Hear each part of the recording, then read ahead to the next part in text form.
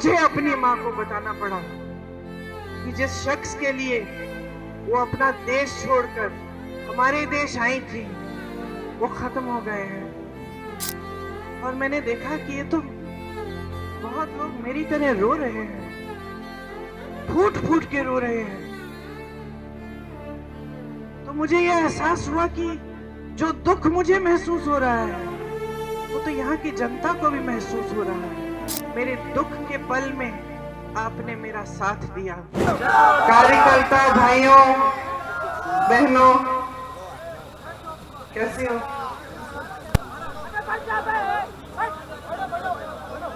काफी लंबा दौरा करके आई हूं मैं रायबरेली के एक क्षेत्र का, इसीलिए थोड़ी आवाज भी बैठी हुई है, थोड़ी थकावट भी है, सुबह से निकली हुई हूं। लेकिन आप सबको देखकर, आपसे मिलकर बहुत खुशी हो रही है। किशोरी जी ने कहा कार्यकर्ताओं की मीटिंग रखूंगा। मैंने सोचा छोटी मीटिंग होगी मुंशीगंज में जो होती थी उस तरह। यहाँ आई, देखा कि कितनी बड़ी भीड़ है, कितने समय से आप इंतजार कर रहे होंगे। माफी चाहती हूँ कि आपको इंतजार कराया और आपकी आभारी हूँ कि आपने सब्र किया। तो इस मौके पे क्या बोलूं? अगर मैंने अपने जीवन में किसी इंसान को पूछा तो वो मेरे पिताजी राजीव गांधी थे।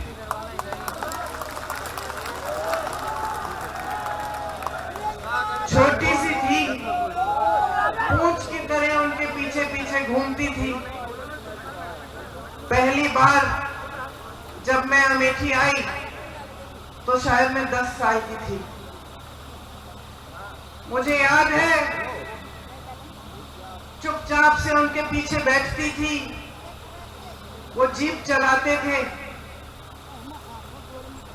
हम लोग राहुल और मैं पीछे बैठ के एक दूसरे की नोक-झोंक यूं कर करके देखते थे कि पिताजी क्या कर रहे हैं, किस तरह से लोगों से मिल रहे हैं, प्यार से मिल रहे हैं, लोग उनको कैसे मिल रहे हैं। तो एकदम जो पहली सीख मुझे मिली कि एक नेता और जनता के बीच में कैसा रिश्ता होना चाहिए, तो उस उम्र में अपने पिताजी से मिली। आप सब जानते हैं मेरे पिताजी एक बहुत नेक इंसान थे, दिल बहुत साफ था, ईमानदार थे और बहुत हिम्मत वाले थे। जैसे जैसे मैं बड़ी हुई कभी कभी उनके चुनाव के प्रचार के लिए यहाँ आ जाती थी। पहली बार जब मैं 20-25 दिनों के लिए यहाँ आई तो अपनी माता जी के साथ उनके प्रचार में आई और यहाँ तातारपुर का जो गेस्ट हाउस था वहां पे हम लोग रहते थे।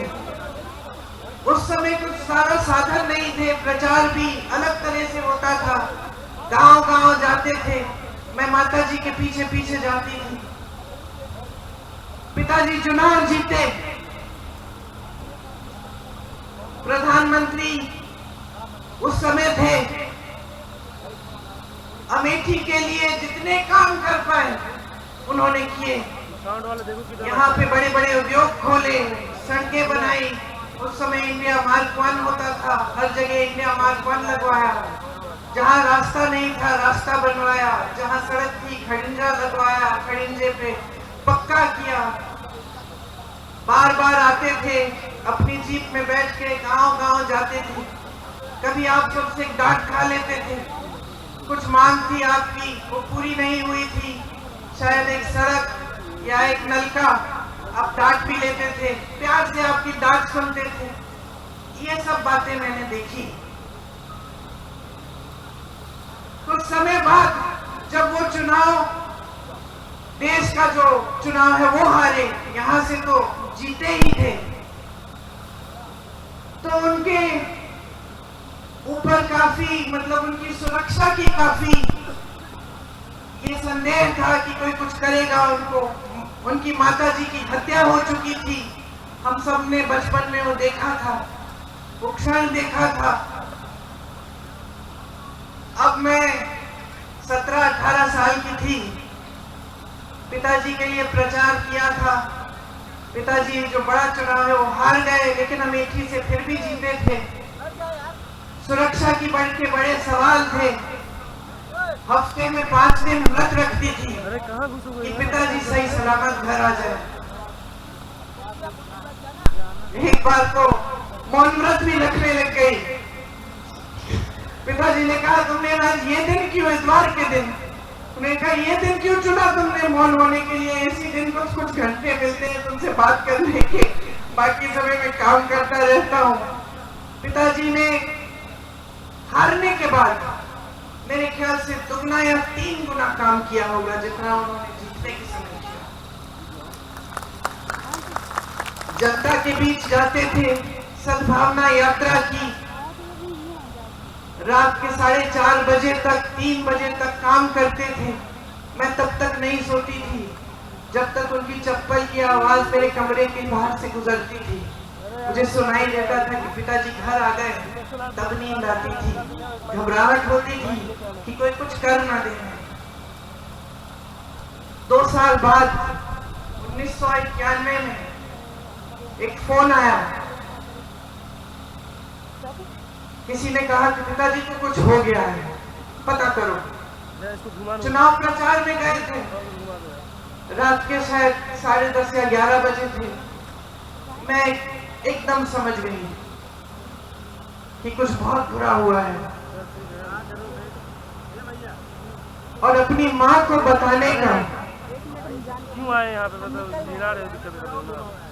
मतलब मुझे अपनी माँ को बताना पड़ा कि जिस शख्स के लिए वो अपना देश छोड़कर हमारे देश आई थी, जिसके प्रेम के लिए उन्होंने कई त्याग किए थे, हमारी संस्कृति सीखी, नए तरीके सीखे, इंदिरा जी से हमारी भारतीय सभ्यता सीखी, वो खत्म हो गए हैं। मैं उनके कमरे में गई और जब मैंने उनको बताया तो उनकी आंखों में जो मैंने देखा, जैसा एक अंधेरा सा छा गया। और मैं आपको ये बात बता सकती हूँ कि उस दिन के बाद मैंने अपनी माँ की हंसी कभी उस तरह नहीं सुनी जैसे जब हंसती थी जब पिताजी होते थे।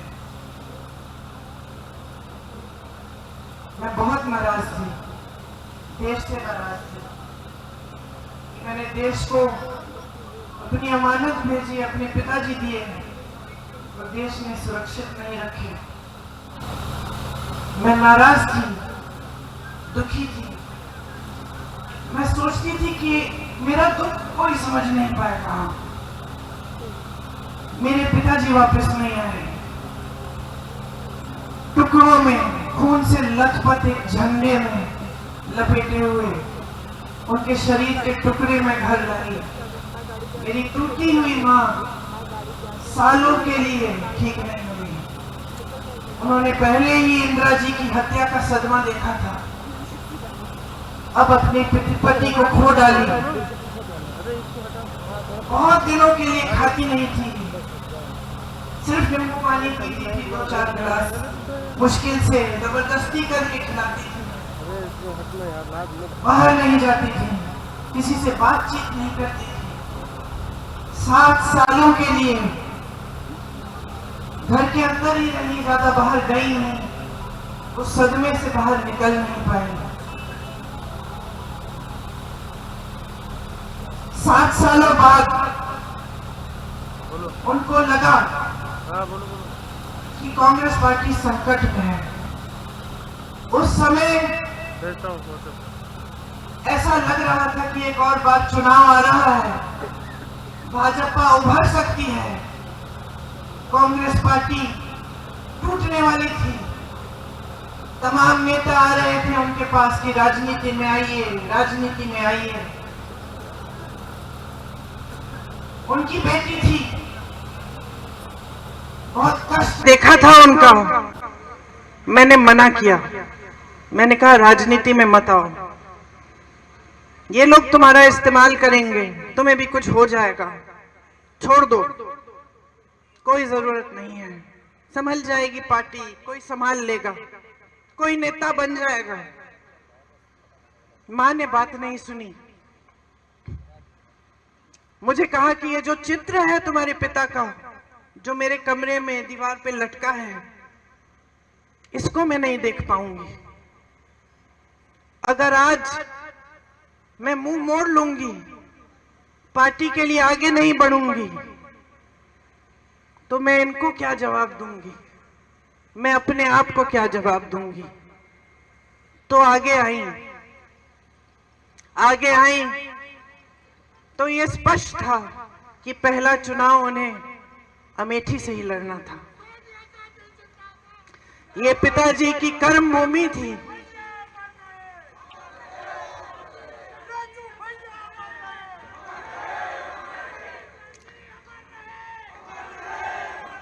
सच बताओ तो जब ये तय हुआ कि वो चुनाव लड़ेंगी अमेठी से, तो एक शाम को उन्होंने मुझसे कहा, प्रियंका कैसे करूंगी, मैं तो कभी चुनाव लड़ी नहीं हूं।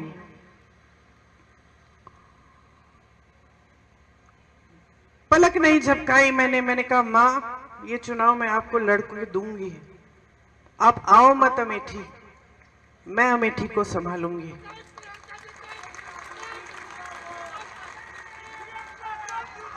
और मैं आपको बताऊं मैंने ये क्यों कहा, क्योंकि मैंने आपको बताया कि जब मेरे पिताजी शहीद हुए तो मैं नाराज थी, दुखी थी। मुझे ऐसा लगता था कि कोई मेरा दुख नहीं समझ सकता। लेकिन फिर कुछ हुआ। उनके अंतिम संस्कारों के बाद हम अस्थि विसर्जन के लिए इलाहाबाद आए, ट्रेन से आए। वो ट्रेन यहां अमेठी और रायबरेली से गुजरी। मैं बहुत दुखी थी, ट्रेन में बैठी थी, रात हो गई थी। ट्रेन यहां के स्टेशन पे रुकी। मुझे आज तक वो क्षण याद है। मैंने खिड़की से बाहर देखा और मैंने देखा कि ये तो बहुत लोग मेरी तरह रो रहे हैं, फूट फूट के रो रहे हैं। तो मुझे यह एहसास हुआ कि जो दुख मुझे महसूस हो रहा है वो तो यहाँ की जनता को भी महसूस हो रहा है। यहाँ के जो कार्यकर्ता थे, जो सारे इंतजार कर रहे थे बीच रात में कि राजीव जी को एक अंतिम बार देखेंगे, उनकी अस्थियों को देखेंगे, श्रद्धांजलि देंगे, उन सब के दिलों में वही दुख था जो मेरे दिल में था। आपने मेरे दुख के पल में आपने मेरा साथ दिया। मैं समझी कि मैं अकेली नहीं हूं इस दुनिया में, कि सिर्फ मुझे दुख नहीं हो रहा है, मेरे परिवार को दुख नहीं हो रहा है, सिर्फ मेरी मां टूटी नहीं है, मेरे भाई नहीं टूटे हैं, लेकिन अमेठी की जनता मेरे साथ रो रही है, क्योंकि उनका भी भाई, उनका बेटा चले गया। इसीलिए जब मां ने कहा कि अमेठी से चुनाव लड़ेंगी, तो बगैर हिचकिचाए मैंने कहा मैं लड़वाऊंगी, क्योंकि मैं जानती थी कि जब मैं यहाँ चुनाव लड़वाने आऊंगी तो मैं अपने परिवार के बीच आऊंगी।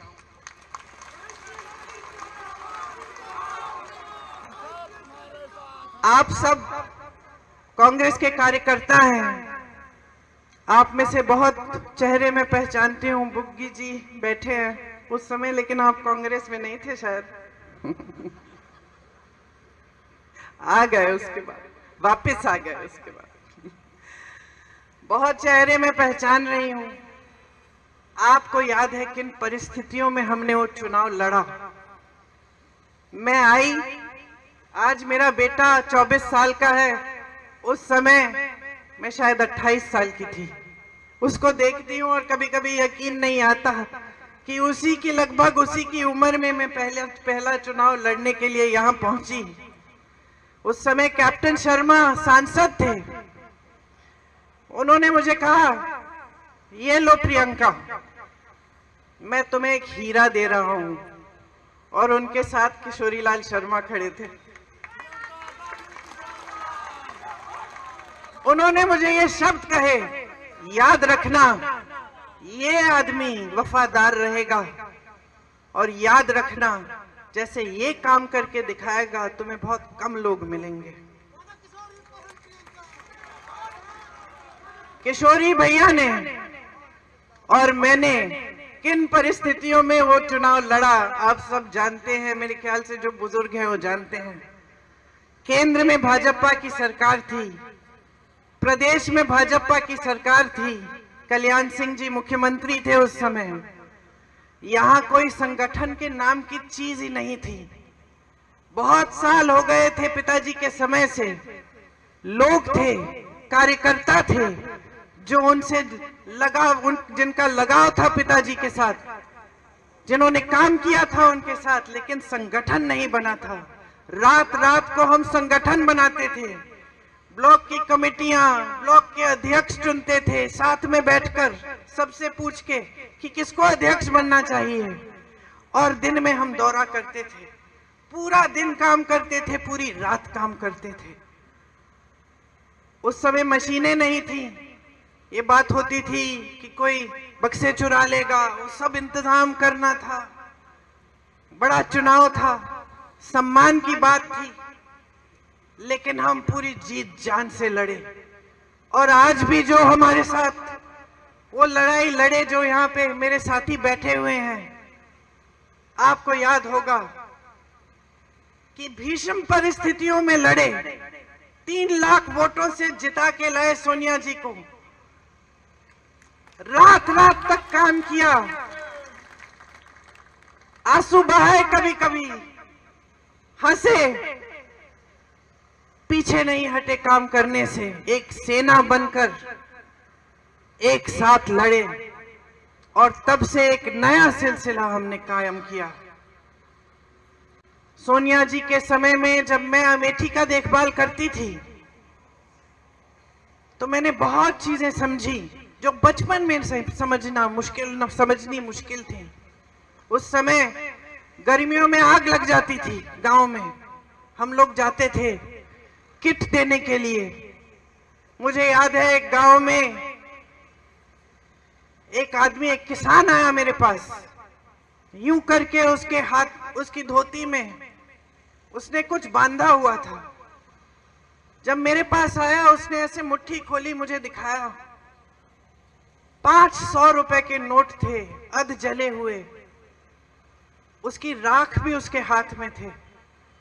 उसने मुझे कहा कि मैंने अपनी बेटी की शादी के लिए रखे थे, सब जल गया, सब खत्म हो गया। मैंने गरीबों का दर्द समझा, किसानों का दर्द समझा। मैंने अपनी बहनों को समझा जब मैं उनके बीच में घूमी, और मैंने देखा कि किस तरह के संघर्ष कर रही हैं, किस तरह अपने बच्चों की परवरिश कर रही हैं। मेरी प्यारी बहन यहाँ खड़ी है, तुम्हारी कहानी याद है मुझे। तुमने पढ़ाई नहीं की थी, 8वीं तक शायद पढ़ाई की थी। तुम्हारी इच्छा थी कि तुम्हारी बच्ची बड़ी होकर पढ़ाई कराओगी अपनी बच्ची को, लेकिन तुम्हारे ससुर जी नहीं माने। सही है, ससुर जी नहीं माने तो चुपचाप से, सुनिए, चुपचाप से घर पे फॉल सिलने का काम किया। और जब कोई देख नहीं रहा था तो जाके वो फॉल दुकान में ले जाती थी, और वो उससे थोड़ी सी कमाई कर लेती थी। किसी को बताया नहीं। जब परिवार ने कहा कि बेटी को नहीं पढ़ा सकते, रो मत, बहुत हिम्मत वाली हो, बहुत हिम्मत वाली हो। तुम्हारी हिम्मत ने मुझे हिम्मत दी है। जब परिवार वालों ने बोला कि नहीं, बच्ची को पढ़ाने नहीं देंगे, तब इन्होंने कहा मैं पैसे दूंगी, पढ़ाने दो। आज बच्ची क्या कर रही है? बीए पास है ना? देखो इनका संघर्ष क्या था। इधर आ जाओ, मंच पे आ जाओ।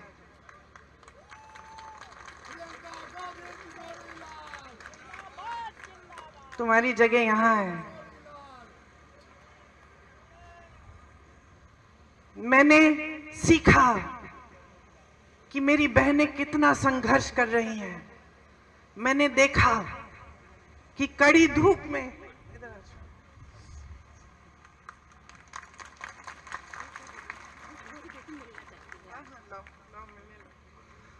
मैंने देखा कि कड़ी धूप में यहाँ का किसान कितनी मेहनत कर रहा है, हर संघर्ष का सामना कर रहा है, कमाने की कोशिश कर रहा है। बैठो ना, बैठो, मेरी जगह में बैठ जाओ, बिठा दो, उठ जाओ। कि कितना संघर्ष कर रहा है, कितनी मेहनत करता है सिर्फ अपने बच्चे को पढ़ाने के लिए, ताकि बच्चे का भविष्य मजबूत हो पाए। मैंने देखा कि यहाँ के गांव-गांव में मेरे पिताजी, मेरे परिवार के प्रति कितनी श्रद्धा है।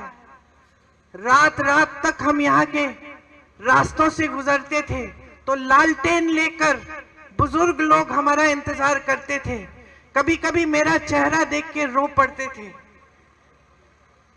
कि राजीव भैया की बिटिया आई है। मैं समझी कि जनता की श्रद्धा का क्या मतलब होता है, कि उसका आदर करना चाहिए। मैंने देखा कि किस तरह से मेरी माताजी जब आई कैंप में जाकर बच्चों की आंखों में बूंद डालती थी, दवाई डालती थी, तो किस तरह से उनकी माताएं खुश होती थी।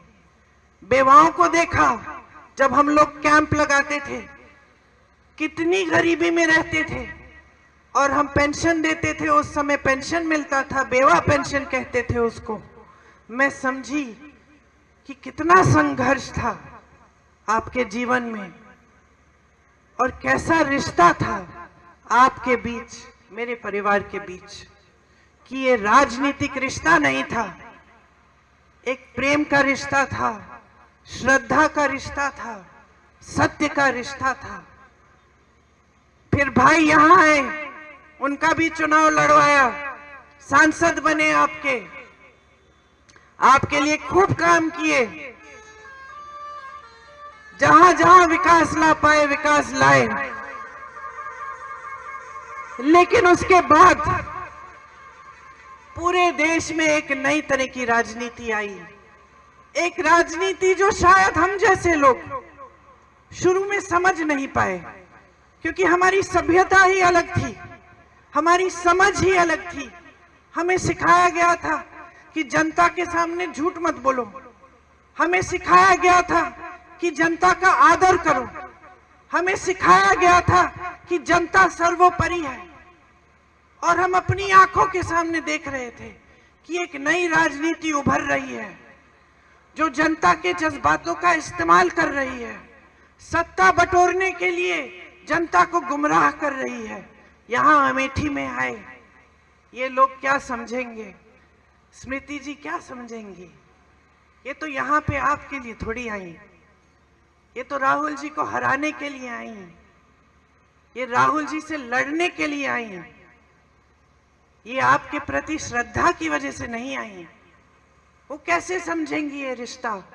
इन्होंने झूठ फैलाए कि हम आपकी जमीन हड़पने आए थे, कि जिन महिलाओं के जिस समूह में आप थी, आपको याद है जो परियोजना थी, कि वो परियोजना ही हमने इसलिए बनाई कि हम आपकी जमीन हड़पना चाह रहे थे, कि हम लूट रहे थे आपको, कि हमने कुछ नहीं किया आपके लिए, कि हमारे दिल में सिर्फ परिवारवाद की भावनाएं थी, सिर्फ सत्ता चाहते थे हम, हमारे दिल में आपके लिए कोई भावना नहीं थी। और कुछ ऐसा हुआ कि इन बातों से आप थोड़ा सा बहक गए, कुछ लोग बहके, कुछ लोग दृढ़ रहे। जो भी हुआ, राहुल जी वो चुनाव हारे और एक पुराना रिश्ता जो आपके बीच, हमारे परिवार के बीच था, वो थोड़े समय के लिए थम गया, लेकिन टूटा नहीं, क्योंकि वो रिश्ता कभी टूट नहीं सकता है। थोड़े ही समय में कोविड आया, कोरोना आया। मुझे याद है, मैं उत्तर प्रदेश की प्रभारी थी। मैं और मेरे साथी 16-16 घंटे फोन पे रहते थे। हमने एक हेल्पलाइन खोली थी उत्तर प्रदेश के लोगों के लिए कि कहीं संकट है, कहीं फंसे हो। लॉकडाउन हो गया था अचानक, मोदी जी की सरकार ने कोई साधन नहीं दिया था। अचानक कोई सारी ट्रेनें बंद हो गई थी, बसें बंद हो गई थी। लोग अलग अलग जगह जो यहाँ पलायन करके गए थे, यूपी से फंस गए थे। हमने हेल्पलाइन खोली। 16-16 घंटे हम उस हेल्पलाइन के नंबर देखते थे, जवाब देते थे, बात करते थे। मैंने कहा हुआ था अपने साथियों को कि अगर अमेठी रायबरेली का कोई फोन आता है तो मेरा नंबर देना। और मैं कभी नहीं भूलूंगी, एक फोन आया, मैंने उठाया। एक लड़का था, गुजरात में था। उसने कहा आपने हेल्पलाइन का नंबर जारी किया है? मैंने कहा हाँ। बताया नहीं कि कौन हो। उसने कहा यहां पे मेरे साथ 16 लोग हैं, हमारे पास सिर्फ आज रात का खाना है, कल का खाना नहीं है, कुछ नहीं है, क्या करेंगे? मैंने कहा घबराओ मत, आप राहुल भैया को जानते हो? तो उसने कहा राहुल भैया कौन? मैंने कहा राहुल गांधी। उसने हाँ जानता हूं। मैंने कहा मैं उसकी बहन हूं, फिक्र मत करो, मैं किसी को तुम्हारे पास भेजूंगी।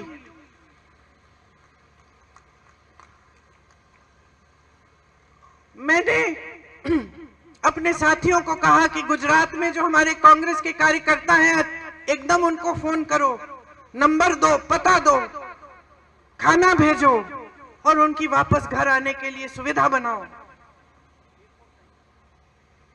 जब मैंने उस लड़के को कहा कि मैं राहुल की बहन हूं, तो उसकी आवाज से मुझे पता चला वो रो रहा है। वो रोया। उसने कहा दीदी अब आपका नंबर मिल गया है, मुझे मालूम है हम सही सलामत घर पहुंच जाएंगे। ये विश्वास था हम में, ये विश्वास था हम में तब भी अमेठी के लोगों के दिलों में। हमारा रिश्ता टूटा नहीं। हमने पूरी कोशिश की कि अमेठी रायबरेली के जितने भी लोग अलग अलग प्रदेशों में फंसे थे, घर नहीं आ पा रहे थे, उनके लिए ट्रेन का इंतजाम, बस का इंतजाम, किसी को जीप से घर भेजा। इसलिए नहीं भेजा क्योंकि हम इसका कोई राजनीतिक फायदा उठाने वाले थे। हमने इसलिए भेजा क्योंकि हमारी ड्यूटी थी, हमारा दायित्व था कि उनको घर सही सलामत पहुंचाए। वो हमारे परिवार के सदस्य समान थे। ये है हमारा रिश्ता। हाँ भाई, मुझे मालूम है उसका नाम क्या था, मैं जानबूझ के नाम नहीं ले रही हूं। देखिए ये जो रिश्ता है हमारे और आपके बीच में, पाक है ये रिश्ता। सेवा का रिश्ता है और शहादत का रिश्ता है, प्रेम का रिश्ता है और खून का रिश्ता है। ये कभी नहीं टूटेगा। यहां आपका कोई भी सांसद बने, यहां कोई भी किसी भी तरह की राजनीति करे, हमारे बारे में आपको 2000 झूठ बोल के चले जाए, आप उन झूठों का विश्वास भी कर लो, ये रिश्ता फिर भी नहीं टूटेगा।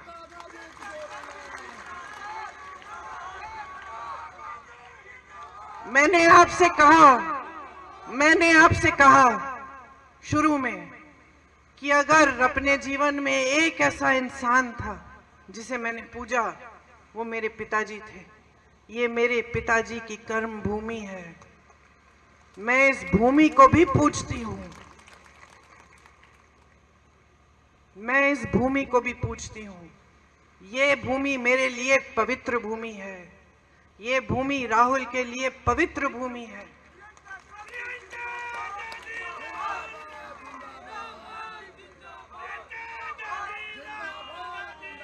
मैं आपको एक और बात बताती हूं कि मैं जानती हूं किशोरी लाल शर्मा को,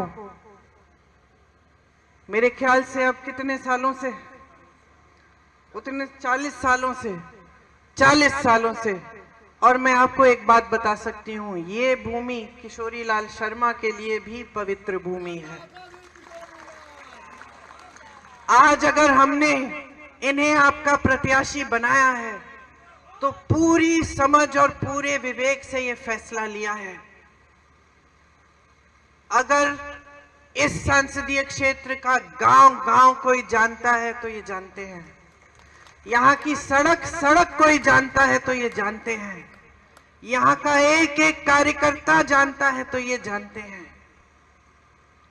आज अगर मैं किशोरी जी से पूछूं कि उनका नाम क्या है, वो मुझे बता देंगे। वो ये भी बता देंगे कि इनके गांव में हमने हैंडपंप लगवाया था और इनकी बेटी को हमने पढ़ाया है, और बीच में ये हमसे नाराज भी हो गए थे क्योंकि इस गांव में जो दूसरे कार्यकर्ता हैं जिनसे इनकी लड़ाई है, उनको हमने थोड़ा आगे बढ़ा दिया था। इतिहास जानते हैं आपका। रिश्ते जब हमने बनाए तो इन्होंने भी बनाए, सेवा जब हमने की तो इन्होंने भी की, श्रद्धा जब हमने दिखाई आपके लिए तो इन्होंने भी दिखाई, जब हम आपकी समस्याओं को समझे तो इन्होंने भी आपकी समस्याओं को समझा।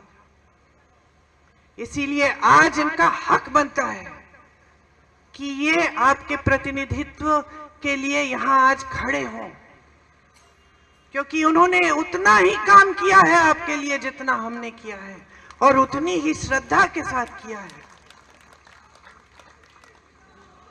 आज पूरे देश में जो राजनीति फैली हुई है वो झूठों की राजनीति है, नाटक नौटंकी की राजनीति है। प्रधानमंत्री जैसे बड़े नेता चुनावी मंच पर आकर इतनी हिम्मत नहीं कर सकते कि आपको बता दें कि 10 सालों में उन्होंने कितने रोजगार बनाए, महंगाई को कितना कम किया और क्यों और कैसे। आपके सामने आकर इतनी हिम्मत नहीं है कि आपको बताएं कि कितनी संस्थाएं खोली हैं, कितने बड़े बड़े उद्योग खोले हैं, क्या नया किया है इस देश के लिए 10 सालों की सत्ता को लेकर। प्रधानमंत्री आपके सामने आते हैं, एक ही रट लगा रखी है कि 70 सालों में कांग्रेस ने कुछ नहीं किया, एक परिवार के खिलाफ दिन रात बोलते रहते हैं।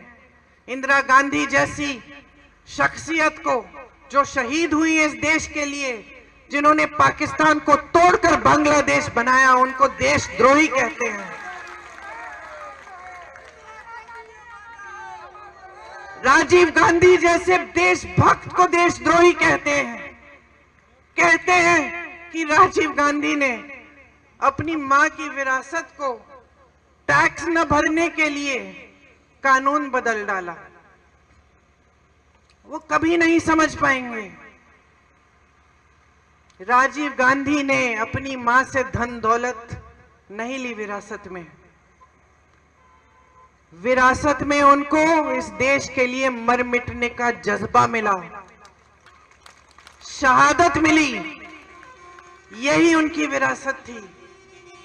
लेकिन जो लोग सिर्फ सत्ता का मोह लिए घूमते हैं, सिर्फ अपने लिए सत्ता चाहते हैं, ये समझ नहीं पाते हैं कि सत्ता जनता ने दी है, जनता के प्रति दिल में कोई श्रद्धा नहीं है, वो लोग इस बात को समझ नहीं सकते। वो लोग आज आपकी सच्चाई को भी नहीं समझ सकते, कट चुके हैं आपसे। प्रधानमंत्री जी मंच पे खड़े होकर कैसी कैसी बातें करते हैं कि कांग्रेस पार्टी एक्सरे की मशीन लेकर आपके घरों में आकर आपके गहने चुराएगी, आपका मंगलसूत्र ढूंढ निकालेगी और उसको चुरा लेगी और आपकी संपत्ति किसी एक कौम को दे देगी। और आपके पास 2 भैंसे हैं तो एक भैंस भी चुरा लेंगे। ये ऐसी बातें प्रधानमंत्री जी कर रहे हैं। पद की गरिमा क्या है? पद क्या है? देश के प्रति जिम्मेदारी क्या है? देश क्या सोचेगा? आज देश जवाब मांग रहा है। देश कह रहा है कि हमें ये नाटक नौटंकी नहीं चाहिए। हमने बहुत चुनाव लड़ने दिए हैं आपको धर्म के आधार पर, बहुत हिंदू मुस्लिम कर लिया है आपने। इस चुनाव को हम लड़ेंगे और हम अपने मुद्दों पे लड़ेंगे। आज जनता कह रही है मेरी समस्याओं को सुनो, पहचानो। महंगाई से जूझ रहा हूं, तड़प रहा हूं, अपने बच्चे को पढ़ा नहीं पा रहा हूं, कोई बीमार पड़ता है परिवार में उसका इलाज नहीं कर पा रहा हूं, मेरी खेती के सामान नहीं मिल रहे हैं, खेती से कमाई नहीं हो रही है, मेरा बच्चा पढ़ा लिखा है, मैंने शिक्षित किया उसको मेहनत करके, लेकिन बेरोजगार है। आज जनता कह रही है मेरी आवाज सुनो। आज जनता कह रही है कि बहुत हो गया है, हमें वो पुरानी राजनीति वापस चाहिए। हमें वो राजनीति चाहिए जिसमें देश का प्रधानमंत्री हमारे गांव में आता था और हम उसको डांटते थे। हम कहते थे कि हमारी बिजली का खंभा लगा दिया आपने, लेकिन तार नहीं लगाया, तार लगवाइए। प्यार देंगे आपको लेकिन वोट नहीं देंगे जब तक आप हमारा तार भी नहीं लगाएंगे। हमें वो राजनीति वापस चाहिए। आज जनता कह रही है कि हमें सच्चाई, सत्य की राजनीति चाहिए, झूठे नेता नहीं चाहिए। हमें वो नेता चाहिए जो सच बोलने की हिम्मत करे हमारे सामने। जनता कह रही है कि हम ऊब चुके हैं। ये धर्म के नाम पर, जाति के नाम पर बहुत गुमराह किया है आपने हमको। अब हमारे सामने आओगे तो हमारी बात करो, हमारे मुद्दों की बात करो। चुनाव लड़ोगे तो हमारे मुद्दों पे लड़ो। हमें बताओ हमारे लिए कौन सी स्कीम लाए हो, हमारे बच्चों के रोजगार कैसे दिलवाओगे, हमारा गांव विकसित कैसे करोगे। 10 साल पहले इन्होंने कहा था सबका साथ सबका विकास, आज कह रहे हैं विकसित भारत। 10 सालों में किसका विकास किया? अपने बड़े बड़े खरबपति मित्रों का। जनता देख रही है, समझ रही है आज कि सारी संपत्ति इस देश की जो जनता की संपत्ति है वो इन्होंने अपने बड़े बड़े खरबपति मित्रों को दे दी है। देश का कोयला, देश की बिजली, देश के सारे खदान, देश के हवाई अड्डे, देश के बंदरगाह सारे दे दिए अपने बड़े बड़े खरबपति मित्रों को। उनके कर्ज माफ हो रहे हैं लाखों करोड़ के। देश का किसान, उत्तर प्रदेश का किसान 1 लाख रुपए के लिए कर्ज लेता है, अपनी बेटी की शादी करने के लिए कर्ज नहीं दे पाता है और आत्महत्या करता है। उत्तर प्रदेश का किसान कतार में खड़ा होता है खाद वितरण के लिए, 2-2, 3-3 दिन खड़ा रहता है ये सोच के कि खाद मिलेगा, कमाई हो जाएगी। उसी कतार में खड़े खड़े मरकर गिर जाता है। मैं उसके घर गई हूं और उसके लिए 1 रुपया कर्ज माफ नहीं करते ये प्रधानमंत्री। कभी इनको देखा है राजीव जी की तरह, इंदिरा जी की तरह, सोनिया जी की तरह, राहुल जी की तरह आपके घरों में जाते हुए? कभी झुक के किसी दरवाजे के अंदर घुसे हैं, किसी झोपड़ी में? कभी पूछा है किसी किसान से कि किस तरह से कमा रहे हो तुम? पूरे दिन बाहर खेती में काम करते हो, रात को पहरेदारी कर रहे हो, हमारा पशु तुम्हारा खेत चल रहे हैं, कैसे करते हो? सोते कब हो? अपना देखभाल कैसे करते हो? कभी पूछा है इस प्रधानमंत्री ने? कभी नहीं। आप अमेठी के वासी हो, आपके सांसद प्रधानमंत्री थे, झुक के आपके पास आते थे।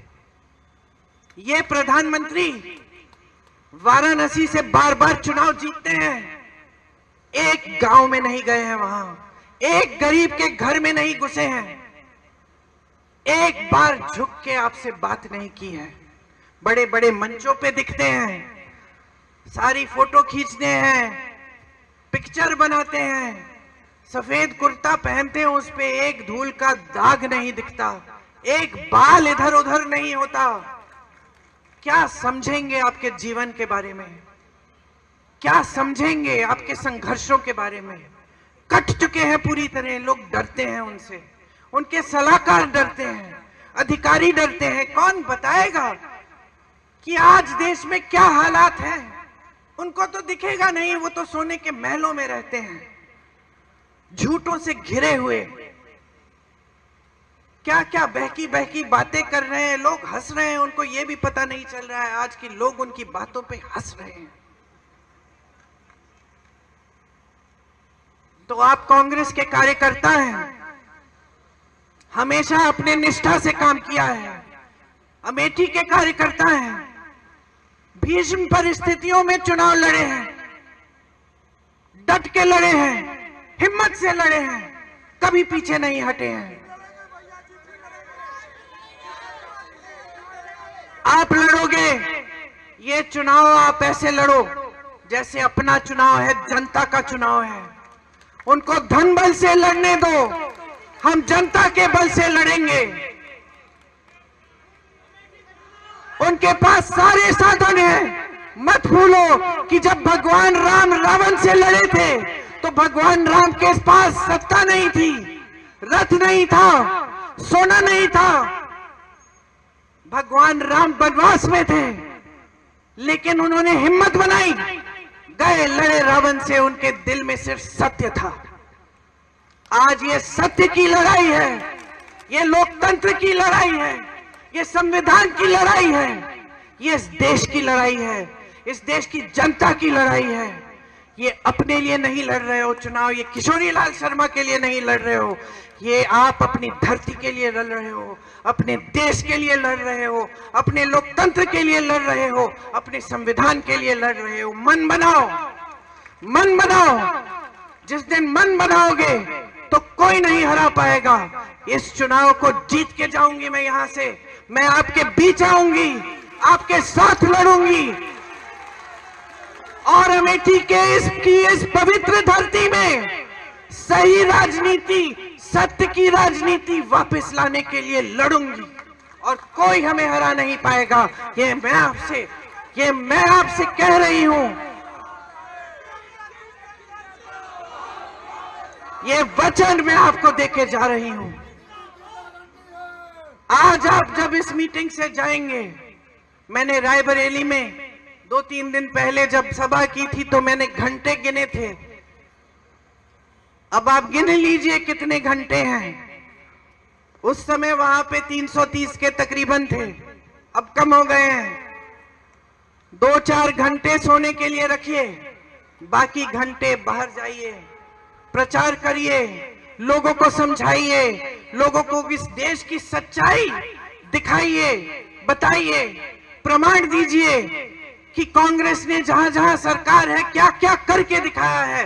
किस तरह छत्तीसगढ़ में हमने आवारा पशु की समस्या खत्म की, किस तरह कर्नाटका में महिलाएं बस की यात्रा फ्री कर रही हैं, किस तरह आज कर्नाटका में, तेलंगाना में महिलाओं के खातों में पैसे आ रहे हैं हर महीने, किस तरह हमने किसानों को मजबूत किया अपने प्रदेशों में, किस तरह हम ऐसी नीतियां लाए जिससे देश की संपत्ति वापस इस देश की जनता के हाथों में जाए। बताइए, समझाइए, सच्चाई दिखाइए, जनता को कहिए कि जनता जो जी रही है वही सच्चाई है, उस आधार पर वोट दे। तरक्की नहीं आई है आपके जीवन में, 10 साल बीत गए हैं, मोदी जी के झूठ सामने आ गए हैं, हराइए इनको, बदलाव लाइए, एक नई सरकार लाइए, एक नई राजनीति जो पहले पुराने असूलों पर आधारित है वो लाइए इस देश में। मैं आपसे पूरी उम्मीद रखती हूं कि एक सेना की तरह आप ये चुनाव लड़ेंगे, ये चुनाव जीतेंगे और यहाँ अमेठी से इस पूरे देश में ये संदेश देंगे कि बहुत हो गया है, हमें सच्चाई की राजनीति वापस चाहिए। आपने बहुत ध्यान से मेरी बातों को सुना, मैंने दिल की बात बोली। आपके सामने अपनी सच्चाई रखी। मैं आपकी आभारी हूं कि हर संकट में आपने साथ दिया। मेरे आंसू आपने पोंछे, मेरे साथ आप लड़े। आपने हमेशा हमें आदर दिया, सम्मान दिया। मेरा परिवार जो है इस देश में वो आपकी वजह से है। आपको धन्यवाद देती हूं। एक बार मेरे साथ जोर से बोलिए, जय हिंद। एक और बार जय हिंद, और एक बार राजीव जी के नाम जय हिंद। धन्यवाद।